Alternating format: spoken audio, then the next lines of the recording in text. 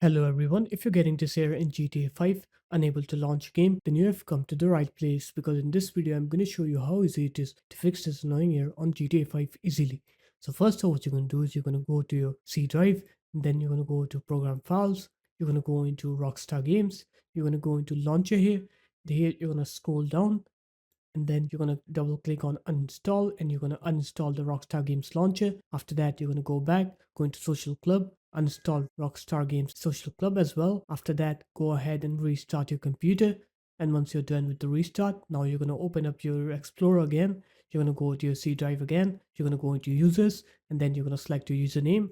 You're going to go into documents.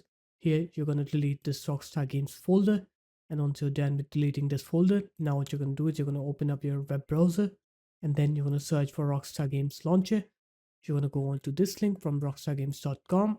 You're going to click on Get Launcher here and then just click download for Windows on the Rockstar Games Launcher, and you're going to download the Rockstar Games Launcher manually.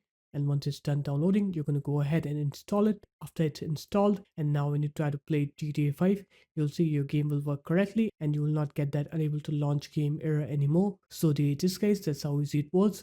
If you guys found this video helpful, make sure to leave a like, comment and subscribe to the channel, and I'll see you in my next video. Peace.